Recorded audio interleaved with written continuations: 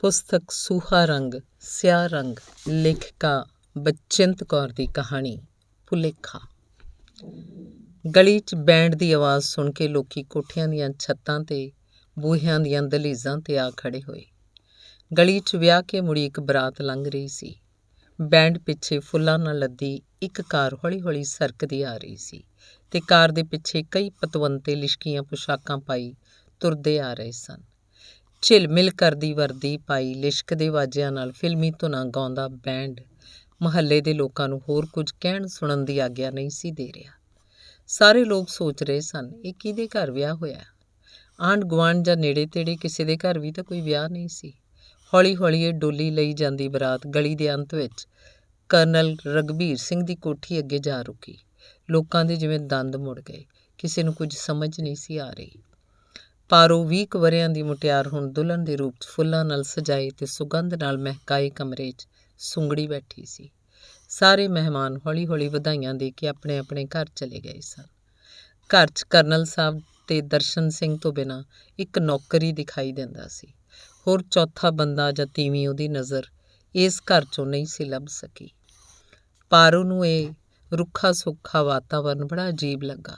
ਉਹ ਸੋਚ ਰਹੀ ਸੀ ਕਿਹੋ ਜਿਹਾ ਘਰ ਹੈ ਜਿੱਥੇ ਕੋਈ ਤੀਵੀਂ ਮੇਰਾ ਮੂੰਹ ਵੇਖਣ ਤੱਕ ਨਹੀਂ ਆਈ। ਪਾਰੋ ਦਾ ਇਹ ਦੂਜਾ ਵਿਆਹ ਸੀ।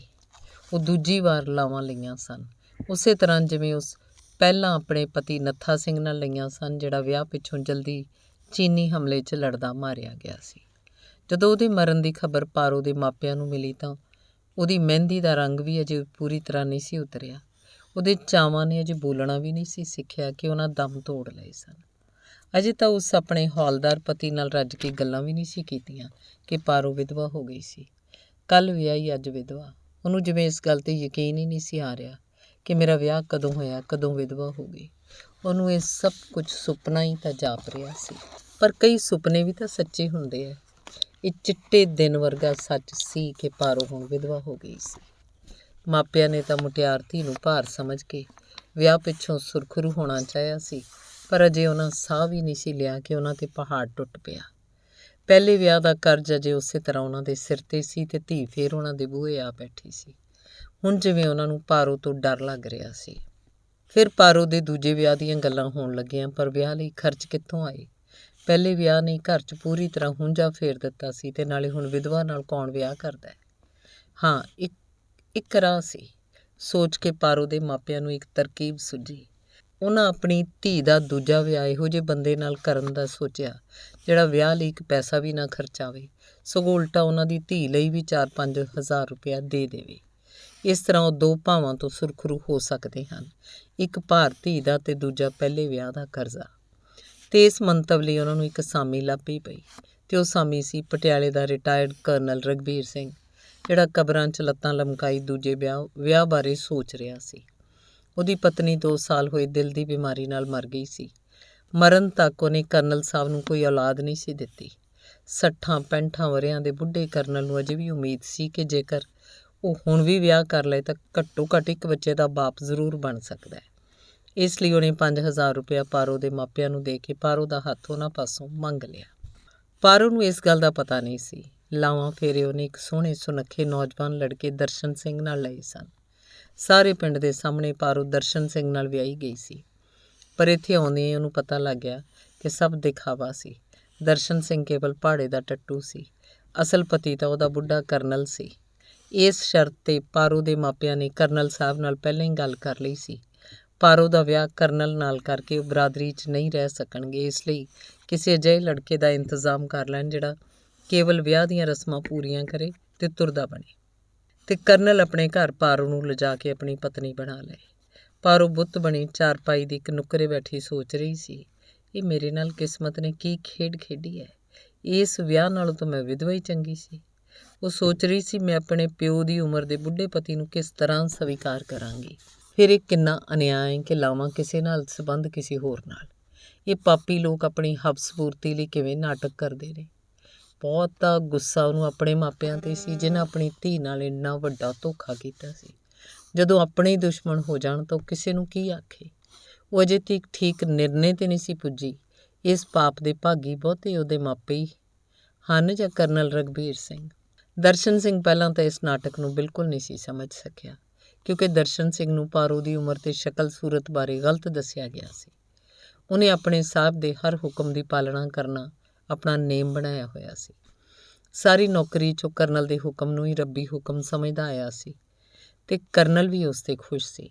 ਰਿਟਾਇਰ ਹੋਣ ਪਿੱਛੋਂ ਹੀ ਉਹ ਕਈ ਵਾਰ ਛੁੱਟੀ ਆ ਕੇ ਕਰਨਲ ਸਾਹਿਬ ਨੂੰ ਉਸੇ ਸਤਿਕਾਰ ਨਾਲ ਮਿਲਦਾ ਰਿਹਾ ਸੀ। ਇਸ ਵਾਰੀ ਜਦੋਂ ਉਹਨੂੰ ਇਹ ਆਖਿਆ ਗਿਆ ਕਿ ਤੂੰ ਕੇਵਲ ਇਸ ਪਿੰਡ 'ਚ ਜਾ ਕੇ ਲਾਵਾਂ ਹੀ ਲੈਣੀਆਂ ਬਸ, ਤਾਂ ਦਰਸ਼ਨ ਸਿੰਘ ਨੇ ਇਹ ਕੰਮ ਇਸ ਤਰ੍ਹਾਂ ਮੰਨ ਲਿਆ ਜਿਵੇਂ ਲਾਵਾਂ ਲੈਣੀਆਂ ਵੀ ਕੁਆਟਰ ਗਾਰਡ ਦੀ ਡਿਊਟੀ ਹੈ, ਤੇ ਉਹ ਵੈਲ ਸਰ ਕਹਿ ਕੇ ਕਰਨਲ ਸਾਹਿਬ ਨਾਲ ਤੁਰ ਪਿਆ ਸੀ। ਵਿਚਲੀ ਕਹਾਣੀ ਦਾ ਨਾ ਉਹਨੂੰ ਪਤਾ ਸੀ ਤੇ ਨਾ ਉਸ ਜਾਣਨ ਦੀ ਕੋਸ਼ਿਸ਼ ਹੀ ਕੀਤੀ ਸੀ। ਜਦੋਂ ਅਚਾਨਕ ਕਮਰੇ 'ਚ ਕਿਸੇ ਕੰਮ ਲਈ ਆਇਆ ਤਾਂ ਪਾਰੋ ਸੋਚਾਂ 'ਚ ਗੜੂੰਦ ਬੈਠੀ ਸੀ। ਉਹਦੀ ਨਜ਼ਰ ਪਾਰੋ ਦੇ ਚਿਹਰੇ 'ਤੇ ਪਈ। ਉਹਦੀਆਂ ਅੱਖਾਂ ਜਿਵੇਂ ਚੁੰਧਿਆ ਗਈਆਂ ਹੋਣ। ਪਾਰੋ ਦੀ ਚੜ੍ਹਦੀ ਜਵਾਨੀ ਦਾ ਹੁਸਨ ਵੇਖ ਕੇ ਉਹ ਸਿਰ ਤੋਂ ਪੈਰਾਂ ਤੱਕ ਕੰਬ ਗਿਆ। ਉਹਦੀਆਂ ਮੋਟੀਆਂ-ਮੋਟੀਆਂ ਕਾਲੀਆਂ ਅੱਖਾਂ 'ਚ ਉਹਨੂੰ ਹੰਝੂਆਂ ਦੀ ਸ਼ਕਲ 'ਚ ਉਹਦੇ ਅਰਮਾਨਾਂ ਦੀਆਂ ਲਾਸ਼ਾਂ ਨਿਕਲਦੀਆਂ ਵਿਖਾਈ ਦਿੱਤੀਆਂ।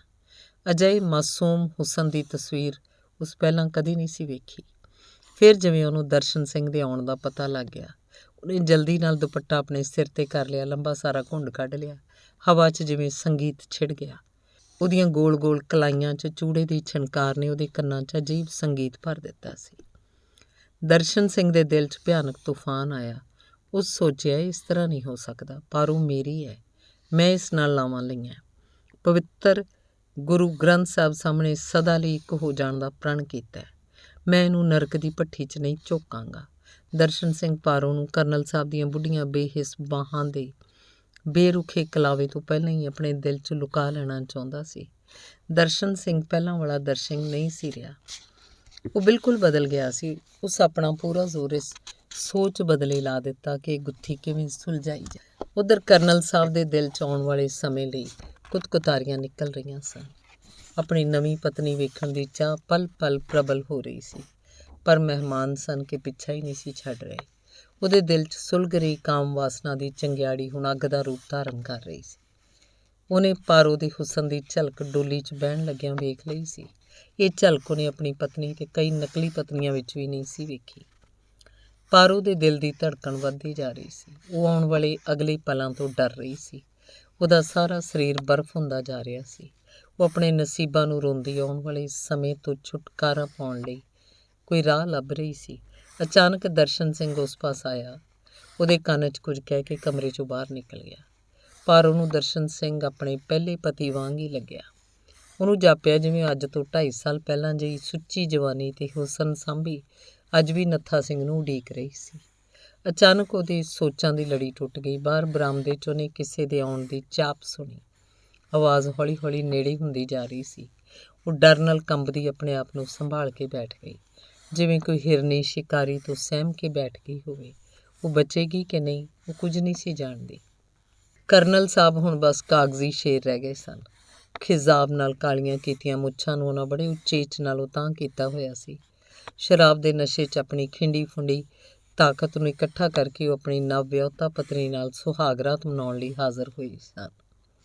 ਉਹਨਾਂ ਇੱਕ ਪਲ ਪਾਰੋ ਵੱਲ ਹਸਰਤ ਭਰੀਆਂ ਨਜ਼ਰਾਂ ਨਾਲ ਤੱਕਿਆ ਤੇ ਫਿਰ ਧੜਮ ਕਰਕੇ ਮੰਜੇ 'ਤੇ ਬੈਠਦਿਆਂ ਹੀ ਉਹਨਾਂ ਪਾਰੋ ਨੂੰ ਕਲਾਵੇ 'ਚ ਲੈ ਲਿਆ ਤੇ ਬੋਲੇ, ਪਾਰੋ, ਮੇਰੀ ਪਿਆਰੀ ਪਾਰੋ।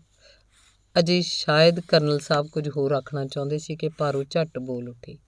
ਹਾਂ ਪਿਤਾ ਜੀ, ਤੁਹਾਡੀ ਤਬੀਅਤ ਠੀਕ ਹੈ, ਮੈਂ ਉਹਨਾਂ ਨੂੰ ਬੁਲਾਉਂਦੀ ਹਾਂ। ਕਰਨਲ ਸਾਹਿਬ ਦੀਆਂ ਬਾਹਾਂ ਜਿਵੇਂ ਮਿੱਟੀ ਹੋ ਗਈਆਂ ਹੋਣ। ਉਹਨਾਂ 'ਚ ਸਾਹ ਸਾਤੀ ਨਹੀਂ ਰਿਹਾ। ਉਹ ਲੜਖੜਾਉਂਦੀ ਆਵਾਜ਼ 'ਚ ਬੋਲੇ, ਕੀ ਆਖਦੀ ਪਈ ਹੈ? ਕੀ ਤੁਸੀਂ ਮੇਰੇ ਪਿਤਾ ਜੀ ਨਹੀਂ? ਕੀ ਦਰਸ਼ਨ ਸਿੰਘ ਤੁਹਾਡਾ? ਗੱਲ ਅਜੇ ਪਾਰੋ ਦੇ ਮੂੰਹ 'ਚ ਹੀ ਸੀ ਕਿ ਕੌੜ ਕਰਦੀ ਚਪੇੜ ਪਾਰੋ ਦੇ ਮੂੰਹ 'ਤੇ ਪਈ। ਇੱਕਦਮ ਪਾਰੋ ਦੀਆਂ ਅੱਖਾਂ ਅੱਗੇ ਹਨੇਰਾ ਆ ਗਿਆ, ਪਰ ਉਹ ਮੌਕੇ ਨੂੰ ਸੰਭਾਲਦੀ ਬੋਲੀ, ਮੇਰੇ ਨਾਲ ਦਰਸ਼ਨ ਸਿੰਘ ਨੇ ਲਾਵਾਂ ਲਈਆਂ ਨੇ ਪਿਤਾ ਜੀ।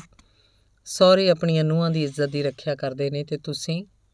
ਕਰਨਲ ਸਾਹਿਬ 'ਚ ਹੁਣ ਸਾਹ ਸੱਤ ਨਹੀਂ ਸੀ ਰਿਹਾ। ਸਾਰੀ ਸ਼ਰਾਬ ਦਾ ਨਸ਼ਾ ਇੱਕ ਪਲ 'ਚ ਲੱਥ ਗਿਆ। ਫਿਰ ਗੁੱਸੇ 'ਚ ਉੱਚੀ ਸਾਰੀ ਫੌਜੀ ਅੰਦਾਜ਼ 'ਚ ਦਰਸ਼ਨ ਸਿੰਘ ਨੂੰ ਆਵਾਜ਼ ਮਾਰੀ, ਦਰਸ਼ਨ, ਉਹ ਦਰਸ਼ਨ। ਝੱਟ ਦਰਸ਼ਨ ਸਿੰਘ ਅੰਦਰ ਲੰਘ ਆਇਆ। ਪਾਰੋ ਨੇ ਪਿਆਸੀਆਂ ਨਜ਼ਰਾਂ ਨਾਲ ਘੁੰਡ ਵਿੱਚੋਂ ਦਰਸ਼ਨ ਵੱਲ ਤੱਕਿਆ। ਝੱਟ ਦਰਸ਼ਨ ਪਾਰੋ ਦੇ ਕੋਲ ਆ ਖੜਾ ਹੋਇਆ। ਬੁੱਢਾ ਕਰਨਲ ਦੇਖ ਰਿਹਾ ਸੀ ਅੱਗ ਤੇ ਪਾਣੀ ਦਾ ਮੇਲ ਕਿਵੇਂ ਹੁੰਦਾ ਹੈ। ਧੰਨਵਾਦ।